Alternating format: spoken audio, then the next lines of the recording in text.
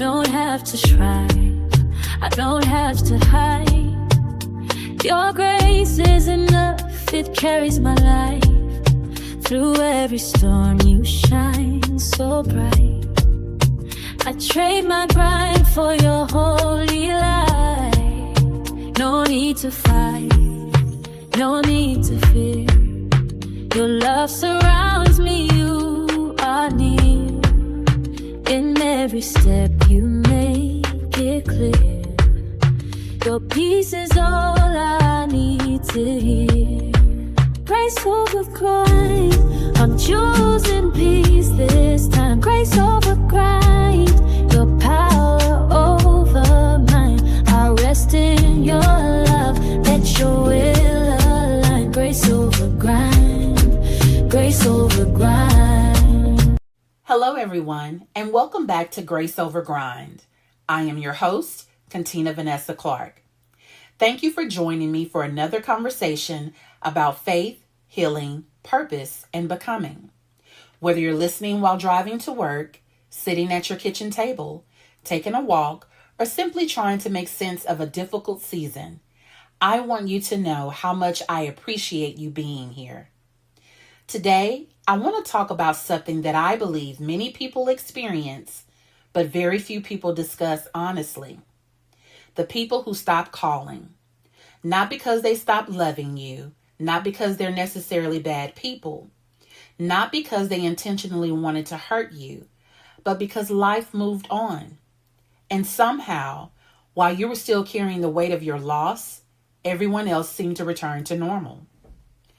If you've ever lost someone you loved, experienced a divorce, survived a major illness, walked through a painful disappointment, or experienced a life-changing event, chances are you understand what I'm talking about. The loss hurt, but sometimes the silence afterward hurt too. One of the reasons I wanted to talk about this today is because grief has taught me something that nobody prepared me for. People prepare you for the funeral. Nobody prepares you for the Tuesday after the funeral. They prepare you for the service. They prepare you for the flowers, the sympathy cards, the visitors, but nobody really prepares you for what happens when everybody goes home. Nobody prepares you for the quiet, the empty chair, the moments when your phone stops ringing. And that's where I believe a second grief begins. The first grief is the loss itself.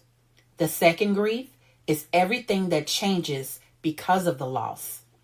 The second grief is realizing that some relationships aren't what you thought they were. The second grief is discovering who can walk with you through pain and who can only walk with you through celebration. The second grief is recognizing that while your life stopped, everyone else's continued, and that can be incredibly lonely. I remember after losing my daughter Brianna, there was an overwhelming amount of support in the beginning. People called, they texted, they prayed, they checked on me, they sent their condolences, expressed their love, and I appreciated every single act of kindness. When you're walking through something that devastating, every prayer matters, every call matters, every text, every expression of compassion, because in those moments, you're simply trying to survive. You're trying to understand something that doesn't make sense. You're trying to function while carrying a level of pain that words can't adequately describe. But eventually something happens. The world keeps moving, not because people are cruel, not because people don't care, but because life keeps happening. People go back to work, they go back to their routines, their schedules, and meanwhile, the grieving person is still trying to figure out how to breathe in a world that suddenly feels different. I remember realizing that grief doesn't operate on the same timeline as everyone else's attention span. For many people, the crisis is over. For the grieving person, the journey is just beginning. Because grief isn't really about the day someone dies. Grief is about all the days that come afterward. The birthdays, the holidays, the family gatherings, the ordinary Tuesday afternoons. The moments when something happens and your first instinct is to call someone who is no longer here. That's grief. And that's where many people find themselves feeling alone. One of the things I often tell people is that grief is not an event. It's a process.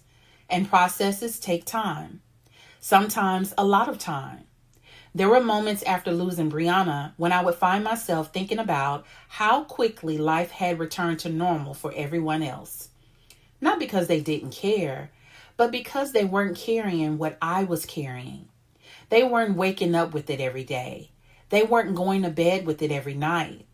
They weren't navigating every milestone through the lens of that loss. And that's when I began to understand something.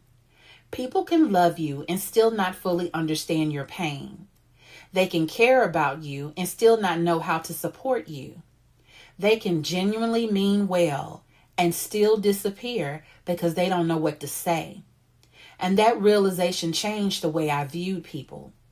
Because initially, I think many of us interpret absence as rejection. We think if they cared, they would call. They would check on me. They would remember. And sometimes that's true. But sometimes people simply don't have the emotional capacity. Sometimes they don't know what to do with prolonged pain. Sometimes they become uncomfortable because they can't fix it.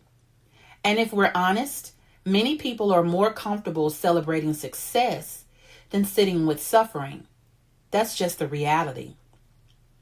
One of the hardest lessons grief taught me was that not everyone assigned to your celebration is assigned to your suffering. The people who cheer for you when you're winning are not always the same people who sit beside you when you're broken. And that's a difficult truth, but it's also a freeing one because it helps us stop expecting every relationship to serve the same purpose. Some people are assigned to a season. Some people are assigned to a chapter. And very few people are assigned to the journey. The people assigned to the journey are rare. They're the people who remember, who check in months later, who ask how you're really doing. They're the people who don't require you to pretend. And those people become gifts. What I didn't realize at the time was that grief wasn't just revealing my pain. It was revealing my relationships, my expectations, where I had placed my trust. And perhaps most importantly, it was revealing how faithful God would be when people fell short. One thing I've learned about grief is that sometimes it doesn't arrive alone. Sometimes grief comes in layers. Just when you think you're learning how to carry one loss, another arrives. And before you know it, you're carrying multiple griefs at the same time. I experienced that reality in a very personal way. Losing Brianna changed my life. There is no way around that truth. There is no version of my story where that loss doesn't leave a permanent mark. As a mother, there are some pains you never expect to experience. You expect to watch your children grow, celebrate milestones, see them build lives of their own. You don't expect to stand in a place where you're learning how to live without them. And yet, that became part of my story. The thing about grief is that it doesn't just affect your emotions. It affects your routines, your thoughts, your relationships, your energy, even your sense of identity. There were moments when I wasn't sure who I was becoming, not because I had lost my faith, not because I had lost my purpose, but because grief changes you. And I think one of the biggest mistakes people make is expecting grieving people to remain the same. Loss changes you. It changes the way you see life. It changes what matters. It changes what you have patience for. It changes your priorities. And sometimes it changes your relationships. Then, while still carrying the grief of losing my daughter, I experienced another major loss, which we talked about, my father. For many of you listening, you know what it feels like to lose a parent. But what made this season especially difficult was that I wasn't entering grief for the first time. I was already grieving. I was already carrying heartbreak. I was already learning how to navigate life after loss. And suddenly there was more loss, more grief, more adjustment, more change. I remember thinking that grief can feel heavy enough by itself, but carrying multiple griefs at the same time feels different. It's like trying to balance several emotional weights while still showing up for life, while still showing up for work, for ministry, for family, for responsibilities. Because the truth is that grief doesn't pause your obligations. Bills still come, work still expects results, people still need things from you. Life keeps moving. And sometimes you're expected to function while carrying pain nobody can see. That's why I've become so passionate about talking honestly about grief. Because many people are suffering silently. They're smiling publicly and grieving privately. They're functioning externally and struggling internally.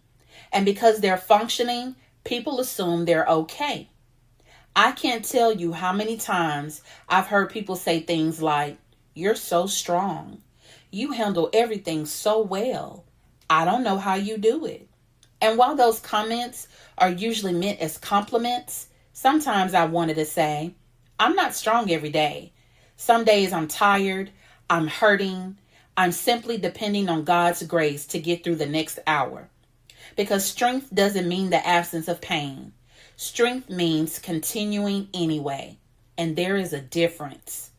One of the things grief taught me is that surviving and healing are not the same thing. For a while, I was surviving, getting through the day, doing what needed to be done, meeting obligations, handling responsibilities. But eventually, I realized that God wasn't calling me to simply survive. He was calling me to heal. And healing required honesty. Honesty about what I was carrying, about what hurt, about what I missed, about what changed. And perhaps that's why Grace Over Grind exists today. Because I know what it feels like to carry heavy things. I know what it feels like to smile when you're hurting. I know what it feels like to wonder if anyone truly understands. And I know what it feels like to discover that God's grace is sufficient, even when your strength isn't. What I've learned is that grief may change your story, but it doesn't cancel your purpose. Loss may alter the path. It may alter the timeline, the journey, but it does not have the final word. God does. And that truth carried me through some very dark days. Days when I didn't have answers, I didn't have clarity, when all I had was faith. And sometimes faith is enough. Sometimes faith is simply believing that God is still working, even when life doesn't make sense. Sometimes faith is getting up one more day, praying one more prayer, taking one more step, trusting God one more time. And looking back now, I can honestly say that God carried me through seasons that I never could have survived on my own. One of the unexpected things grief revealed to me was the difference between public support and private healing. Public support is visible. People see the funeral, they see the flowers, they see the social media posts, they see the sympathy cards, they see the people gathered around you. Private healing is different. Private healing happens after everyone leaves. It happens in the quiet moments. It happens when you're sitting alone with your thoughts. It happens when a mere memory appears unexpectedly. It happens when you hear a song, see a photograph, walk past an empty room, or experience a milestone that reminds you of who isn't there.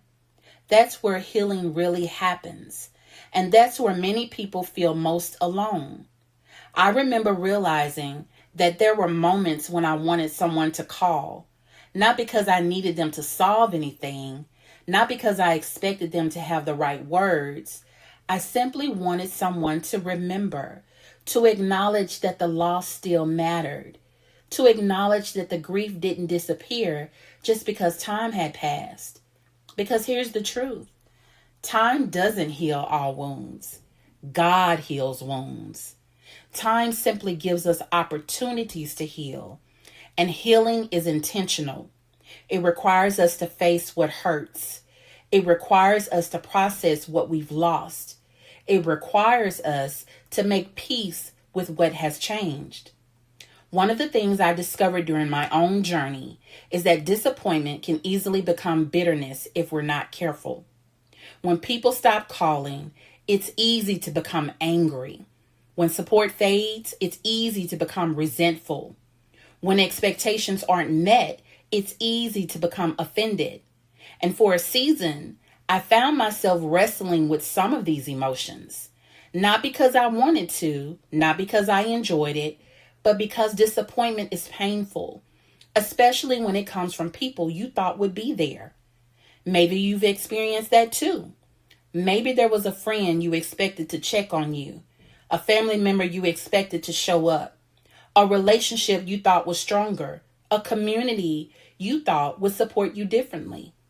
And when those expectations weren't met, it hurt. The problem is that disappointment has a way of becoming a prison. The more we replay it, the heavier it becomes.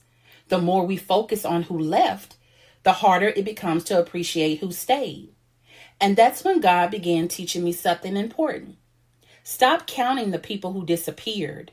Start appreciating the people who remained. That lesson changed my perspective. Because while I could identify people who weren't there, I could also identify people who were. The people who checked in, the people who remembered, the people who prayed, the people who showed up consistently, the people who loved me through difficult seasons. And when I shifted my focus, I realized something. God had not left me unsupported. The support simply didn't look the way I expected. And isn't that how often God works? We pray for one thing, God answers in another way. We expect help from one person, but God sends it through someone else. We expect support to arrive through one door, but God opens an entirely different door. That's why I've learned not to place all my hope in people, because people are human. They forget, they get busy, they make mistakes, they disappoint. But God remains faithful. One scripture that became incredibly meaningful to me is Psalms 34:18. The Lord is close to the brokenhearted and saves those who are crushed in spirit. I love that verse because it doesn't say God is close to the people who have everything together. It doesn't say God is close to the people who never cry. It doesn't say God is close to the people who have already healed.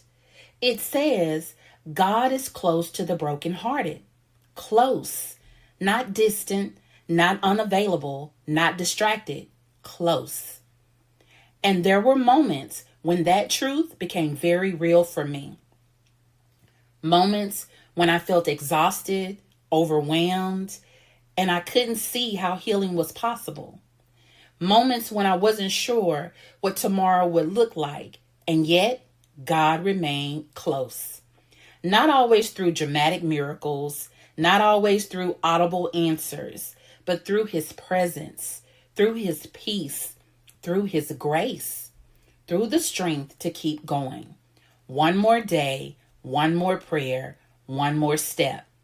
That's why this podcast is called Grace Over Grind, because there are seasons in life where you cannot grind your way through the pain. You cannot hustle your way through grief. You cannot work your way through heartbreak. You need grace. And the beautiful thing about grace is that it meets us exactly where we are. Grace doesn't require perfection. It doesn't require strength. It doesn't require us to have all the answers. It simply meets us in our humanity. And I've learned that God's grace is sufficient for every season, even the painful ones, especially the painful ones. So before we close today, I want to leave you with some grace notes. Not everyone who leaves is rejecting you. Some people simply lack the capacity for what you're carrying. Don't confuse silence with your value. Just because someone stopped calling doesn't mean you stop mattering. Pay attention to who remains. The people who consistently show up are gifts. Healing is not about forgetting. It is about learning how to carry what happened without allowing it to carry you. God's presence is often most evident in the seasons when we feel weakest. Now, let's do our check your alignment. I want you to think about these questions this week. Who am I still disappointed in? Have I allowed disappointment to become bitterness? Am I focusing more on who left than who stayed? What support has God already provided that I may be overlooking? And perhaps most importantly, am I expecting people to fill a space that only God can fill? Take those questions into your journal. Take them into prayer. Sit with them honestly, because healing begins where honesty lives. As we close today's conversation, I want to encourage anyone listening who feels forgotten, anyone who feels overlooked, anyone who feels like the support has faded, anyone who feels like they're carrying more than they can bear. You are not alone. You are not forgotten. Your pain matters. Your healing matters. Your story, it matters. And most importantly, you matter. The people may stop calling. The cards may stop coming. The world may move on, but God remains. His presence remains. His grace and faithfulness remains. Thank you for joining me for another episode of Grace Over Grind. If today's conversation encouraged you, visit thekovancollective.com and subscribe to the Collective Vault for resources designed to help you heal, grow, and live aligned. And if you know someone who needs this message, share this episode with them. Until next time, remember, you don't have to grind your way through healing. Choose grace. I am Cantina Vanessa Clark, and this has been Grace Over Grind. Grace over grind every time.